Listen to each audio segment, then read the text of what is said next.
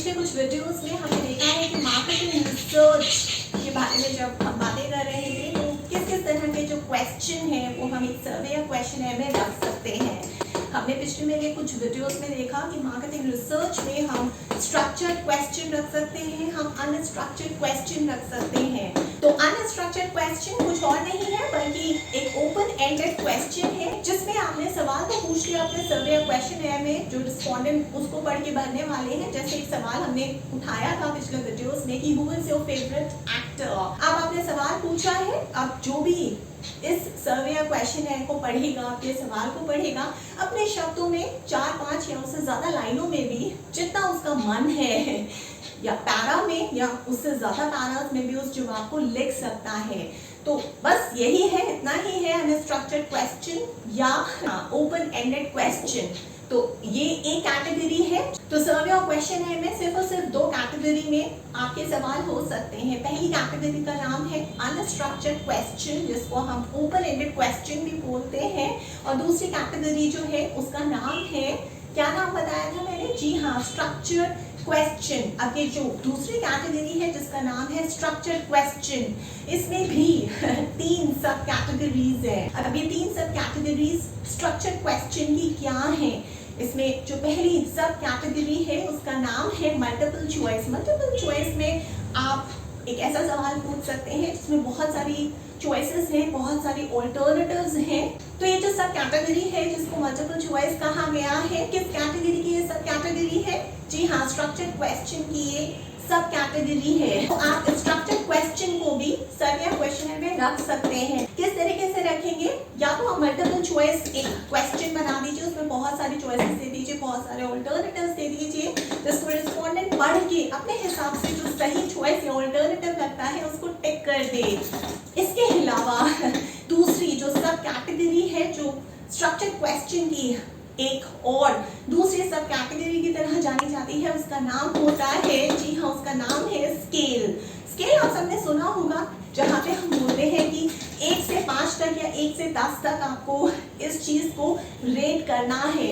वो इस तरीके के कुछ सवाल होते हैं जो आप सर्वे क्वेश्चन है में रख सकते हैं, जहाँ किसी भी रिस्पोंडेंट को जो आपका सर्वे या क्वेश्चन है पढ़ के उनका जवाब देना चाहता है आपके प्रोडक्ट या सर्विस की क्वालिटी या कुछ भी जो भी आप रेट करवाना चाहते हैं उसको रेटिंग दे सकता है, उसको हम कहते हैं स्केल। ये भी स्ट्रक्चर्ड क्वेश्चन का ही एक पार्ट होता है, एक सब कैटेगरी होती है। और तीसरी सब कैटेगरी जिसकी मैं बात करूंगी उसका नाम है डाइकोटोमस। डाइकोटोमस ये भी एक सब कैटेगरी है। अब ये डाइकोटोमस सब कैटेगरी जो स्ट्रक्चर्ड क्वेश्चन की सब कैटेगरी है उसका क्या मतलब है, ये किस तरीके के सवाल होते हैं, ये भी हम अभी एग्जाम्पल के साथ देखेंगे और आपको एक बहुत यहाँ से गाइडेंस मिलेगी और आपको इन एग्जाम्पल को समझ के और सुन के इस वीडियो में पता चलेगा कि इस तरीके के आप मल्टीपल चॉइस सवाल अपने सर्वे और क्वेश्चन में रख सकते हैं। और अगर आप इस तरीके के सवाल अपने सर्वे या क्वेश्चन में रखेंगे, चाहे वो किसी भी कैटेगरी में हो, तो आप हमेशा और हमेशा सही तरीके से अपना सर्वे या क्वेश्चन बना रहे हैं, उसमें कोई भी मिस्टेक नहीं कर रहे हैं, उसमें कोई भी गलती नहीं कर रहे हैं। तो ये सुनना बहुत ध्यान से। सबसे पहले मैं एग्जाम्पल लेती हूँ मल्टीपल चॉइस सवाल का।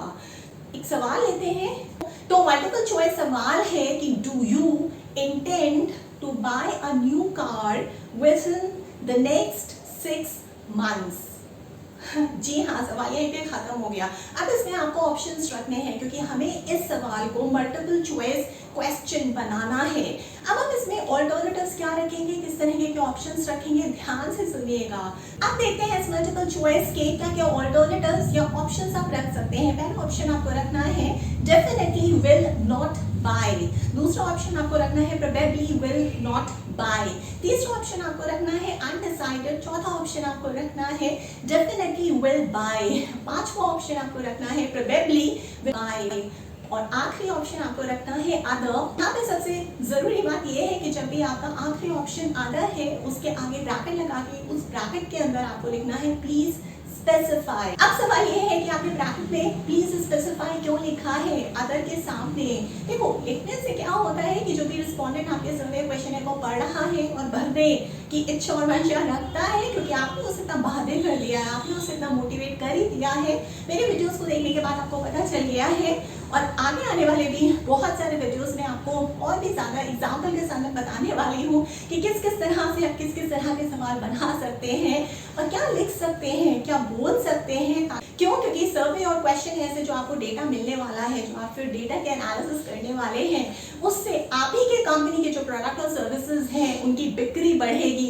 अगर आपको सर्वे में सही सही जवाब मिलेंगे, उसकी जो एनालिसिस है वो भी एकदम सही और सटीक आएगी, और फिर जब आप उस एनालिसिस को समझते हुए इस्तेमाल करेंगे ना अपने प्रोडक्ट और सर्विसेज में कोई भी इनोवेशन लाने के लिए या कोई भी चेंज लाने के लिए, तो जाहिर सी बात है कि आप ही के कंपनी का मार्केट शेयर बढ़ने वाला है, आप ही का मार्केट ग्रोथ होने वाली है और आप ही का रेवेन्यू बढ़ेंगे, आप ही के प्रॉफिट्स बढ़ेंगे। और इन सबसे होगा क्या कि आप अपनी इंडस्ट्री के टॉप प्लेयर बन के नजर आएंगे सबको, जी हाँ सबको, अपने प्रतिद्वंदियों को भी, अपने कंपेटिटर्स को भी। अब बात करते हैं कि डायकोटोमस ये जो सब कैटेगरी है, किसकी सब कैटेगरी है? जी हाँ, ये सब कैटेगरी है स्ट्रक्चर्ड क्वेश्चन की। तो अब जो एग्जाम्पल मैं आपको बताने वाली हूँ वो ध्यान से सुनना। और क्यों ध्यान से सुनना है कि इस एग्जाम्पल को समझने के बाद सारे एग्जाम्पल्स जो मैं आपको इन वीडियोस में दे रही हूँ, चाहे मेरे पिछले वीडियोस भी देख लीजिए आप, ये सारे के सारे एग्जाम्पल्स अगर आप ध्यान से सुनेंगे तो इसी तरीके से आप अपना क्वेश्चन बना सकते हैं, फ्रेम कर सकते हैं और सर्वे और क्वेश्चन में डाल सकते हैं। तो डायकोटोमस क्वेश्चन का एक एग्जाम्पल देखते हैं। एग्जाम्पल है कि do you need to buy a new car within the next 6 months? जी हाँ, ये सवाल है। अब आप इसे डायकोटोमस कैसे बनाएंगे? इसमें आपको ऑप्शंस और ऑल्टरनेटिव्स किस तरीके से रखने हैं। इसमें आपको जो है वो येस और नो में आप रख सकते हैं ऑल्टरनेटिव्स, या फिर आप अग्री या डिसअग्री करके ऑल्टरनेटिव्स रख सकते हैं। और एक आपको न्यूट्रल ऑल्टरनेटिव रखना बहुत ज़्यादा ज़रूरी है जब भी हम डायकोटोमस सवालों की बातें करते हैं, यानी कि डायकोटोमस क्वेश्चन की बातें करते हैं। अब न्यूट्रल ऑप्शन किस तरीके से, या न्यूट्रल ऑल्टरनेटिव क्या होता है, उसका एग्जाम्पल है जैसे लास्ट में तीसरा ऑप्शन, तीसरा ऑल्टरनेटिव, जब भी आप डायकोटोमस क्वेश्चन बना रहे हैं आप रख सकते हैं नन, NONE, या फिर डू नॉट नो, या फिर नो ओपिनियन, जी हाँ नो ओपिनियन, या फिर तीसरा और आखिरी ऑप्शन आप बोथ भी रख सकते हैं। तो अभी जिस एग्जाम्पल की मैंने बात की, जो मैंने एक सवाल बनाया था, एक क्वेश्चन बनाया था, डायकोटोमस क्वेश्चन बनाया था, वो एग्जाम्पल था कि do you need to buy a new car within the next 6 months? अब ये सवाल है, इसके ऑप्शंस आपको डायकोटोमस क्वेश्चन बना रहे हैं तो क्या रखने हैं? पहला ऑप्शन रखना है यस, दूसरा ऑप्शन रखना है नो। आप इसको चाहे तो अग्री डिसअग्री भी इस तरह से भी रख सकते हैं, पहले 2 ऑप्शंस, और तीसरा ऑप्शन आपको रखना है, आप ऐसे भी रख सकते हैं do not know, none, both या फिर नो ओपिनियन। इस तरीके से आप तीसरा ऑप्शन रख सकते हैं जब भी हम डायकोटोमस क्वेश्चन की बातें करते हैं। इसी तरीके से आप इन एग्जाम्पल को इस्तेमाल करके अपने सर्वे या क्वेश्चन में डायकोटोमस क्वेश्चन बना सकते हैं। इसी तरीके से आप लोग अपने सर्वे या क्वेश्चन में मल्टीपल चॉइस क्वेश्चन बना सकते हैं और इस तरीके के मल्टीपल चॉइसेस को या ऑल्टरनेटिव्स को रख सकते हैं, जैसे मैंने अभी एग्जाम्पल बताया है। इसी तरीके से मेरे आगे आने वाले वीडियोस में आपको और भी एग्जाम्पल पता चलेंगी और भी बहुत सारी चीज़ें पता चलेंगी। सही दिशा में और सही दशा का एक सर्वे और क्वेश्चन है क्या होता है। अगर आपको सच में अपनी इंडस्ट्री में टॉप प्लेयर बनना है तो मेरा चैलेंज है आपको इन वीडियोस को मिस मत करिएगा। अगर आपने इन वीडियोस को मिस कर दिया तो आप अपनी इंडस्ट्री में टॉप प्लेयर बनते बनते रह जाएंगे, क्योंकि आपको उस बारीकी का पता नहीं होगा जिस बारीकी से जिस सही दिशा और दशा में आपको सर्वे और क्वेश्चन बनाने हैं। क्योंकि आप सर्वे और क्वेश्चन ठीक तरीके से बनाते नहीं हैं, आपके पास जो डेटा है वो भी गलत आता है इस वजह से, और फिर आप उसी गलत डेटा की किसी भी तरीके से एनालिसिस करके बस उसको सामने रख देते हैं और उसी एनालिसिस को इस्तेमाल करके फिर से कुछ चेंजेस लाते हैं अपने प्रोडक्ट या सर्विसेज में, या कुछ इनोवेशन करते हैं या कुछ भी करने की कोशिश करते हैं, वो सब की सब फ्लॉप हो जाती है। उससे होता क्या है, आपका जो मार्केट शेयर है, आपका जो मार्केट ग्रोथ है वो कुछ भी नहीं हो पाता है, बल्कि आपके प्रतिद्वंदी आते हैं और वो आपको आपके मार्केट को भी कैप्चर करके चले जाते हैं और आपका जो मार्केट शेयर है वो बढ़ने की बजाय सुधर जाता है। और अगर इस तरीके से आपको काम करना है, अगर आपको रेस में, चाहे वो जिंदगी की किसी भी पड़ाव की किसी भी तरह की रेस हो, अगर आपको टॉप पे नहीं आना है तो इसका मतलब ये है कि आप जीतना नहीं चाहते। इसका मतलब ये है कि आप सही तरीके से सही दिशा और दशा को इस्तेमाल करते हुए काम करना ही नहीं चाहते। बहुत अच्छा रिस्पांस मिल रहा है, आप लोग आ रहे हैं मेरे पास, बैक टू बैक सेशंस को अरेंज कर रहे हैं, मार्केटिंग रिसर्च के मुझसे क्वेश्चन है और सर्विस बनाना भी सीख रहे हैं। आप में से काफ़ी लोग जो है वो कॉर्पोरेट्स में काम करते हैं, आप में से काफ़ी लोग जो है वो एनजीओ में हैं, आप में से काफ़ी लोग जो हैं उनका स्टार्टअप है, आप में से काफ़ी लोग जो है अलग अलग सेटअप अलग अलग इंडस्ट्री से जुड़े हुए हैं। और एक बात मैं यहाँ पे और बताना चाहूँगी कि आप ही लोगों ने मुझसे कहा कि मैं इस टॉपिक के ऊपर सेशंस लूँ, आपको बताऊँगी और भी कुछ बारीकियाँ हैं जिससे आप बहुत अच्छी तरीके से मार्केटिंग रिसर्च कर पाएँ और आपकी कंपनी को आपकी इंडस्ट्री में बाकी जो प्लेयर्स हैं वो कभी और कभी कैप्चर ना कर पाए और आप अपनी इंडस्ट्री के टॉप प्लेयर बन जाएँ।